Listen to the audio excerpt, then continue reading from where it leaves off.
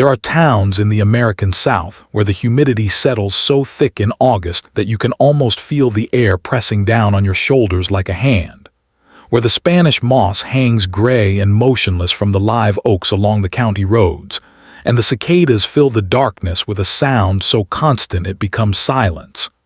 Dorchester County, South Carolina. Population in 1993, just under 83,000 souls. A county of churches and pecan groves, of trailers and modest brick homes, of families who had lived on the same land for 4 and 5 generations. A county where everyone, more or less, knew everyone. It was in that kind of town, the kind where people still left their doors unlocked, where children still rode their bicycles until the streetlights came on, that a young woman named Melody Ann Hargrove simply ceased to exist one warm October evening in 1993.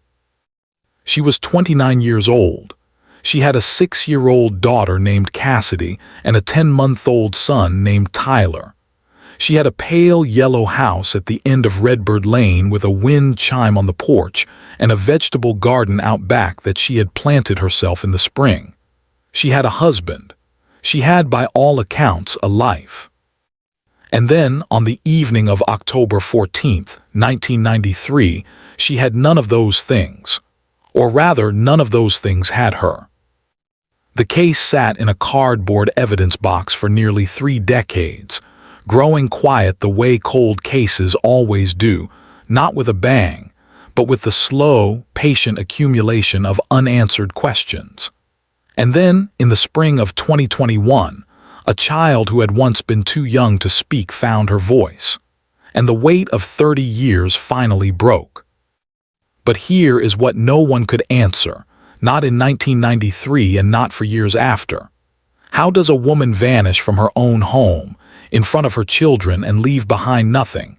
No signs of struggle, no forced entry, no witnesses, nothing except a pair of shoes beside the back door and a pot of spaghetti sauce still simmering on the stove. Melody Ann Hargrove, born Melody Ann Prout, had grown up 14 miles away in the town of Somerville. She had been, by the accounts of her high school friends, a quiet and careful girl, someone who noticed things, who kept a journal, who volunteered at the animal shelter on Saturdays. She had graduated in 1982, studied 2 years at Trident Technical College, and met Raymond Dale Hargrove at a 4th of July cookout in 1985. They were married the following June. Raymond was 34 in the autumn of 1993, 5 years Melody's senior. He worked as a site foreman for a mid-size residential construction company based out of North Charleston. He was, in the vocabulary of the region, a hard worker. He rose before dawn. He came home smelling of sawdust and concrete. He coached Cassidy's soccer team on Saturday mornings. To the neighbors on Redbird Lane, to the families at First Baptist, to the people who waved at him from their cars at the intersection of Highway 78 and College Street, Raymond Hargrove was a known quantity, a good man, a family man. Melody worked part-time at a pediatric dental office on Bacon's Bridge Road, 3 days a week, Tuesday through Thursday. She was home the other days with the children. Neighbors remembered her as warm and attentive, a woman who would bring a casserole when someone was sick, who kept a clean yard, who always had a kind word. Her sister, Patricia Prout Carver, who lived 20 minutes away in Goose Creek, described her as someone who made the ordinary feel worthwhile. She found something good in every day, Patricia said, years later, her voice low. Even when things were hard, she found something. The morning of October 14th, 1993, was a Thursday.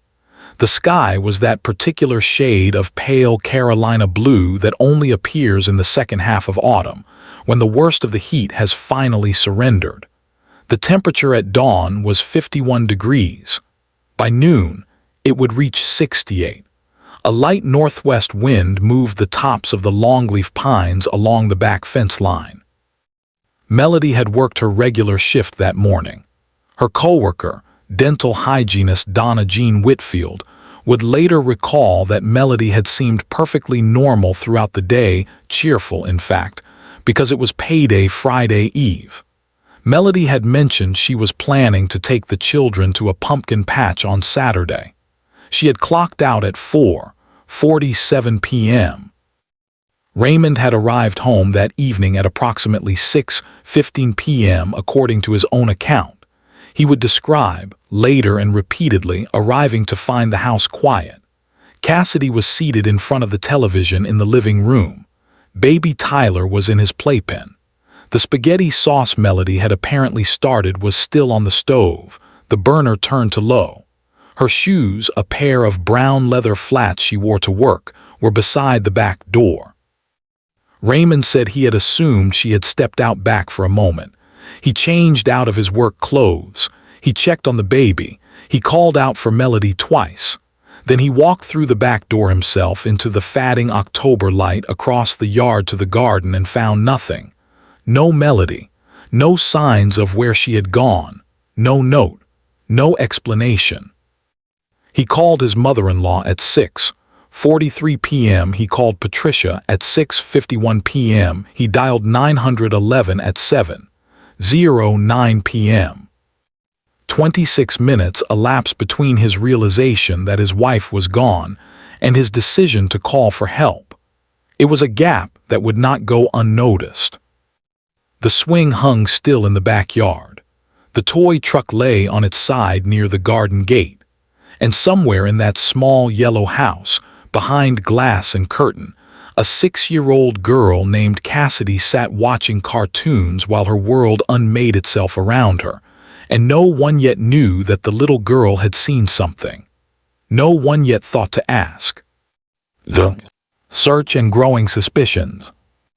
The Dorchester County Sheriff's Office dispatched 2 deputies to Redbird Lane that evening.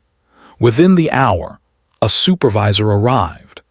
By 10 o'clock on the night of October 14, 1993, the investigation that would consume the next 28 years had, in its earliest and most cautious form, begun. The search operation grew rapidly over the following days.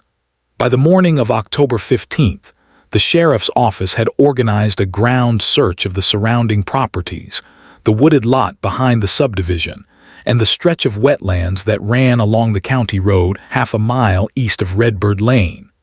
Volunteer teams joined uniformed officers. Local fire departments sent personnel. A search dog unit was brought in from the Colleton County Sheriff's Office.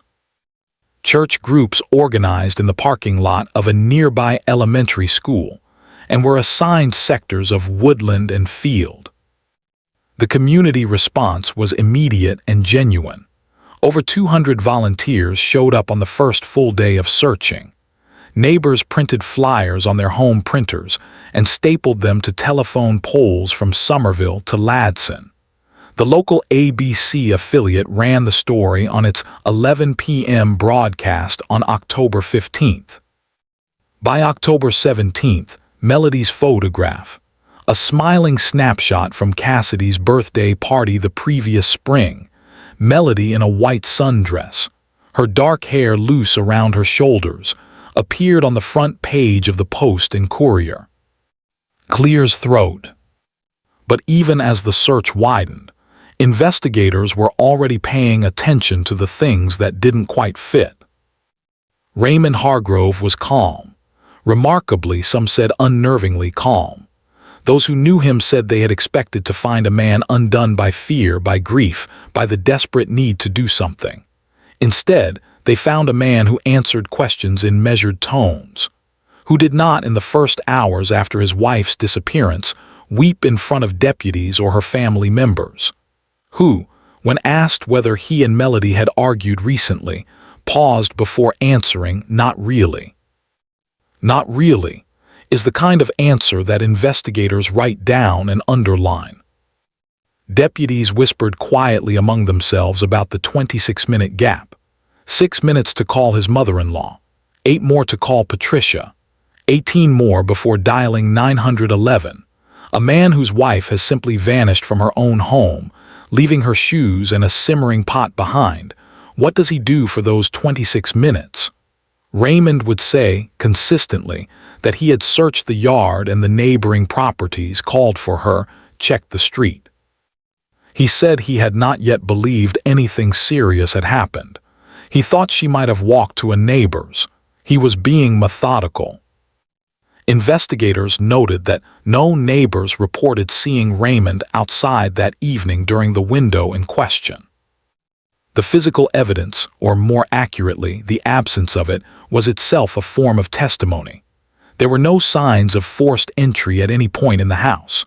The back door had been unlocked, as it often was in the afternoons when Melody was home with the children, but there was nothing on the door frame or the threshold to suggest anyone had pushed through it in a hurry.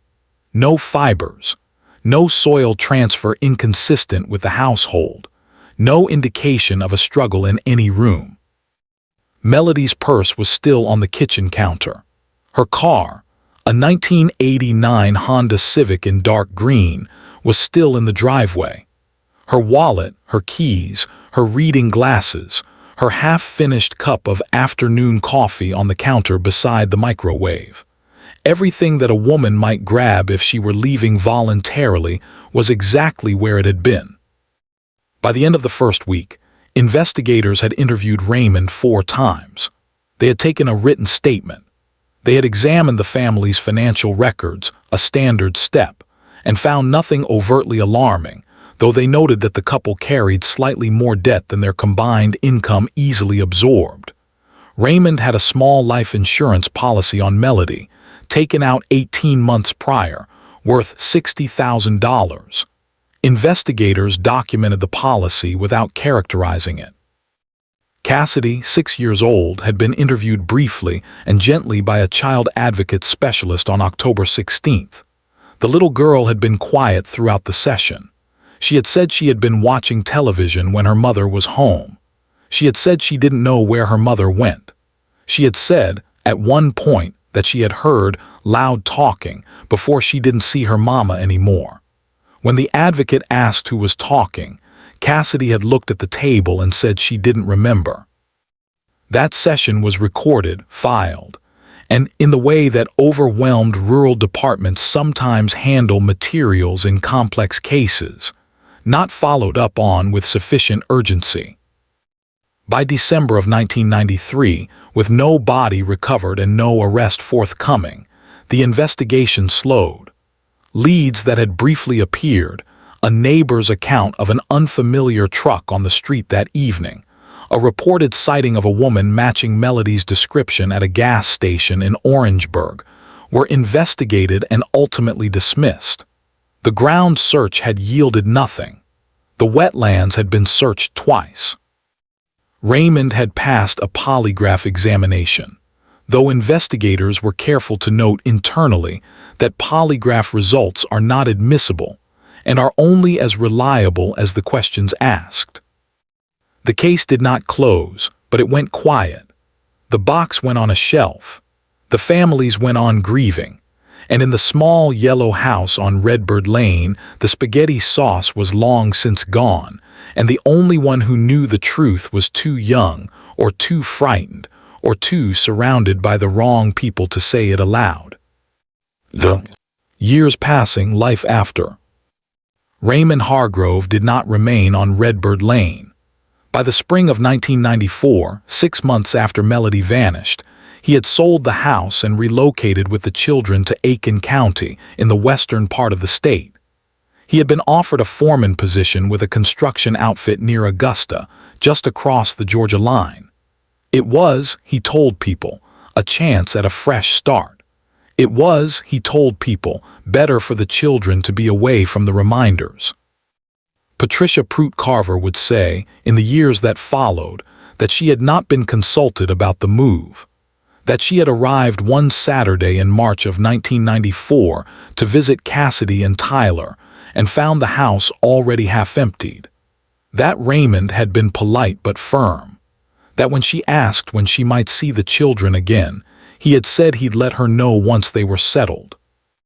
She did not hear from him for 4 months. Clears throat. For those who have ever doubted someone they love, who have held a fear in the chest like a stone, turning it over and over without speaking it, the years that followed Melody's disappearance were recognizable as a particular kind of grief. Patricia told investigators later that she had suspected. Not immediately. Not even in that first terrible winter. But over time, as the distance grew and the visits diminished and the holidays became awkward and logistically impossible, a shape began to form out of all the things that didn't add up. She suspected. She prayed she was wrong. She tried not to suspect. She suspected again. In Aiken County, Raymond remarried in 1997. His new wife, a woman named Sherry Ann Boland, was a bookkeeper. They purchased a ranch-style home in Graniteville. Cassidy, by then 10 years old, enrolled in a new school. Tyler began kindergarten. From the outside, the family functioned. Sherry was described by neighbors as pleasant and somewhat reserved. Raymond continued his work in construction. They attended a Methodist church. They had a dog. But the interior of that family was another matter. Cassidy Hargrove grew up carrying something heavy and undefined. Former teachers in Graniteville would recall, years later, a child who was academically capable but often withdrawn, who had spells of what her third-grade teacher described as just going somewhere else in her head. A school counselor's file, reviewed during the later investigation, noted that Cassidy had drawn a recurring image in art class, a figure lying on the ground, seen from above, with lines radiating outward like a burst of light or sound. The counselor had noted the drawing but attributed it to the trauma of maternal loss. It was filed. Cassidy had nightmares. Sherry, to her credit, had taken the girl to a therapist briefly in 1999. Cassidy was 12 then. The therapist's notes, which would later become part of the investigative record, reflected a child who was reluctant to speak about her mother's disappearance, who deflected when the subject arose, and who expressed a vague and pervasive sense that she was not supposed to tell. The therapist had flagged this language as possibly significant. Raymond had discontinued the sessions after 8 weeks, citing the cost and scheduling difficulty. Tyler, the baby from the playpen, had no conscious memory of the night his mother vanished. He grew up knowing only Sherry, whom he called Mom without conflict. He was, by most accounts, a relatively uncomplicated young man. He played baseball. He got decent grades. He did not carry the same visible weight that his sister did. Raymond and Sherry's marriage lasted 11 years before separating in 2008. Neighbors in Graniteville, reflecting afterward, noted that Raymond had a temper not violent exactly, they would say, but a pressure. A way of filling a room with silence that felt intentional, a quality of control that passed itself off as calm.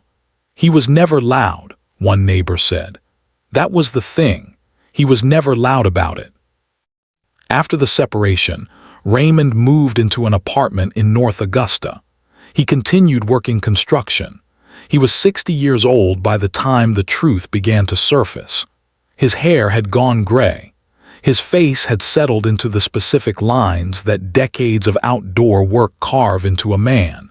He had, by all surface indicators, lived a life.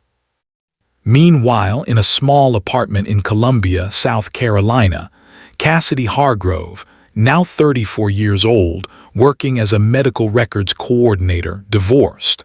A mother herself, had never fully stopped turning that stone over in her chest. She had a daughter of her own, 6 years old, the same age Cassidy had been on that October evening in 1993. She had been watching her daughter play in their small backyard one afternoon in the late summer of 2020, and something in the angle of the light, or the sound of a child laughing, or simply the accumulated weight of 30 years finally finding its limit, something shifted. The stone in her chest moved, and Cassidy Hargrove, for the first time in her adult life, allowed herself to admit what she had always known. The Part 4, The Revelation. Truth emerges. The trigger was, in the end, not a new forensic technique or a jailhouse informant or a deathbed confession. It was a mother watching her child and understanding, finally, in her body rather than her mind, what it would mean for that child to witness something and then be expected to carry it alone for 30 years. In September of 2020, Cassidy Hargrove placed a call to the Dorchester County Sheriff's Office. She told them she needed to speak to someone about her mother's case. She told them she had information she had never disclosed. She was transferred twice before reaching a detective in the cold case unit, a unit that had been formally established only in 2017 as part of a broader South Carolina law enforcement division initiative to address unresolved cases with modern investigative tools. The detective assigned to receive her call was Lieutenant Sandra Creel, a 15-year veteran of the sheriff's office who had grown up in Somerville and who, though she had never worked the original investigation, remembered Melody Hargrove's face from the flyers that had been stapled to telephone poles along her paper route in October of 1993. Lieutenant Creel would describe receiving Cassidy's call as one of the most significant moments in her career. "I had a feeling," she said later. "Sometimes you pick up the phone and you know, this was that call." Clears throat. Over the course of 4 interviews conducted between September and December of 2020, Cassidy Hargrove described what she had witnessed on the evening of October 14th, 1993. She had been in the hallway, she said, not in front of the television as her father had always described. She had come into the hall to find her mother. She had heard the loud talking. She had mentioned to the child advocate in 1993. She had stood in the doorway of the kitchen. She had seen her father and her mother in an altercation. She had seen her father. She stated this clearly, plainly, in the measured and careful voice of a woman who had rehearsed these words in her head for decades, strike her mother. She had seen her mother fall. She had seen her father carry her mother out through the back door. She had not seen her mother again. She said that she had not told anyone because her father had come back inside and had knelt in front of her in the hallway and had said to her, in a voice she described as quiet the way a held breath is quiet, that her mama had had to go away. That if anyone asked, Cassidy was watching TV. That she was not to say anything else because if she did, the people who came to ask questions would take her and Tyler away and they would never see each other or their dad again. She was 6 years old. She had believed him. She had been believing him in some locked room of herself ever since. He said, "This is our family and families keep each other safe. You keep us safe by not saying anything. Ever." Cassidy wept during this portion of her statement. Lieutenant Creel noted in her report that the witness demonstrated consistent affect and highly specific detail throughout.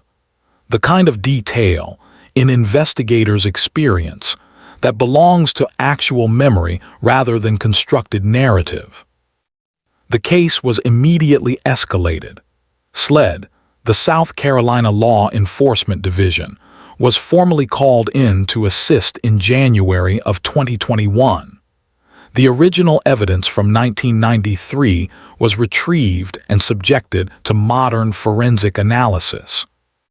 The Hargrove property on Redbird Lane had long since been bought and sold multiple times, but records indicated that a section of the backyard had been excavated and leveled by Raymond Hargrove in October of 1993, approximately 4 days after Melody's disappearance. A contractor's invoice, recovered from county permit records, listed the work as drainage correction. The permit had been filed on October 18, 1993, 4 days after Melody vanished. SLED investigators, working in coordination with Dorchester County, obtained a court order to excavate the rear portion of the Redbird Lane property. The current owners, informed of the situation, cooperated fully. The excavation began on March 9, 2021. On March 11, 2021, at approximately 2:40 in the afternoon, excavation crews working at a depth of roughly 4 feet beneath the former garden area of 114 Redbird Lane, Summerville, South Carolina, recovered human remains. The remains were subsequently identified through dental records as those of Melody Ann Hargrove, age 29, reported missing October 14, 1993.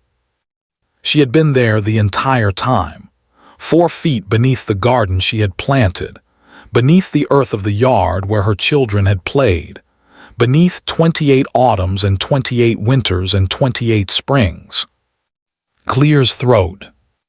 Raymond Dale Hargrove, age 62, was arrested on March 15, 2021, at his apartment in North Augusta, South Carolina. He was taken into custody without incident at approximately 8:20 in the morning by a joint team of Dorchester County deputies and SLED agents. He was wearing a gray t-shirt and work boots. A neighbor who witnessed the arrest from across the parking lot described him as blank-faced, like he was waiting for it. Like he had been waiting for it for a long time. Raymond said nothing as he was escorted to the vehicle. He did not ask what he was being charged with. He did not ask for an explanation. He did not turn to look at the apartment he was leaving behind. He was charged with 1 count of unlawful act upon the person of another resulting in death, 1 count of concealment of evidence, and 1 count of obstruction of justice. The charges were filed in Dorchester County. Bond was denied. The media response was immediate and substantial. The arrest was covered by every major South Carolina news outlet within hours. National true crime outlets picked up the story within days. The image that ran most frequently alongside the coverage was the same one that had been stapled to telephone poles in October of 1993. Melody in her white sundress, at Cassidy's birthday party, smiling. 34-year-old photographs of a woman who had been buried in her own garden, while her children played above her. The reaction in Summerville and Dorchester County was divided in the way that these revelations always are. There were those who had suspected Raymond from the earliest days, neighbors who had always been unsettled by the calm, former coworkers who remembered small inconsistencies he had let slip over the years, Patricia Pruitt Carver, who had held her suspicion for nearly 3 decades like a coal she could not set down.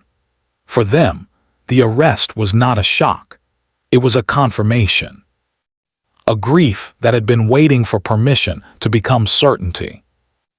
And there were those who expressed genuine disbelief, members of the Methodist congregation in Graniteville, former construction colleagues, a few residents of North Augusta who knew him only as a quiet, gray-haired man who kept to himself and paid his bills on time. He seemed like a normal person, one neighbor told a local news station. I've lived next to him for 3 years. He fed my cat when I was away. This is the part of these stories that the cameras linger on, and perhaps rightly so. Because the question of how we live alongside the truth without seeing it, how it hides inside the ordinary shape of a normal person, that question matters. It matters not because it excuses anything, but because it is the question we most need to sit with. Raymond Hargrove entered a guilty plea in Dorchester County on November 8, 2022. He was sentenced to life imprisonment. He made no statement at the sentencing hearing. He did not look at Cassidy, who was present in the courtroom with Patricia Pruitt Carver seated beside her. He did not look at Tyler, who sat in the back row and whose face held an expression that those present described variously as devastated and blank, and like a man watching a building he had thought was solid slowly reveal itself as hollow. Cassidy made a victim impact statement. She stood at the podium for 9 minutes. She spoke about her mother's hands and the smell of her perfume and the sound of her laugh, specific sensory details. The kinds of things you remember when you are 6 years old and the person carrying them suddenly is gone. She spoke about what it is to grow up holding a terrible truth in a body too small for it. She spoke about her own daughter and about what she had decided, that the story would not pass forward. That it stopped here. That her daughter would know her grandmother's name and her grandmother's face and her grandmother's garden and the wind chime on the porch of the yellow house at the end of Redbird Lane. That Melody Ann Hargrove had existed, that she had mattered, that she still did. She deserved more than 30 years in the ground, Cassidy said. She deserved to watch us grow up. She deserved to meet my daughter. She deserved to be here. And I am sorry. I am sorry I waited so long. I did not understand for a very long time that I was the only one who could give her back to the record. I understand now. The courtroom was silent. The judge looked at his hands for a moment before speaking. Patricia Pruitt-Carver put her arm around Cassidy's shoulders, and in the row at the back, Tyler Hargrove lowered his head. The Hargrove case, as it would come to be called in the records of the Dorchester County Sheriff's Office, and in the developing literature of South Carolina cold case investigations, is not unique in its broad outlines. Unresolved cases of missing persons, particularly those in which the most likely suspect remained in close proximity to the investigation, are disturbingly common in the American record. What makes the Hargrove case significant?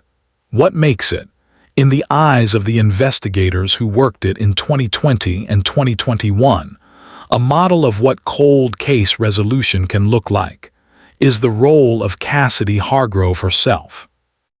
A 6-year-old child, standing in a kitchen doorway, witnessed the last moments of her mother's life, and was immediately and systematically silenced by the very person she most depended on for safety.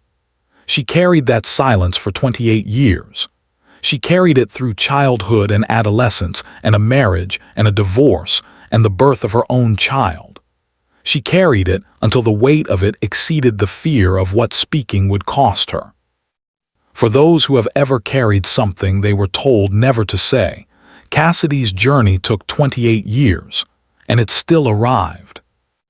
If you have noticed, in the stories that reach us through the long record of unresolved cases, that the truth tends to wait, that it is patient in a way that cruelty rarely is, then you have noticed something real: the box on the shelf, the photograph on the telephone pole, the drawing of a figure on the ground, the recorded session with a child advocate in 1993 who wrote down loud talking and not supposed to tell. These are not failures entirely. They are delays, and they are costly. But they are not, in the end, permanent. Melody Ann Hargrove was laid to rest in Summerville, South Carolina, in April of 2021. 28 years after she disappeared from her own kitchen on a cool October evening, with the sauce still simmering on the stove. The service was attended by her sister Patricia, by Cassidy and Cassidy's daughter, by former coworkers from the dental office who were now in their 50s and 60s, by neighbors from Redbird Lane who were old now and some of whom had never stopped thinking about the young woman in the yellow house. Tyler came. He stood apart from the others for much of the service, and those who watched him described a man doing the quiet, private work of trying to understand what his family had actually been. There were yellow flowers at the graveside, because yellow had been Melody's favorite color. The wind chime from the porch of the original house was long gone, but someone, Patricia, it was said, had bought a new one and placed it near the grave marker, and it moved in the April air with a clear and steady sound. Melody Ann Hargrove, 1964 to 1993. She planted a garden and raised 2 children and made the ordinary feel worthwhile, and she deserved every year she did not get.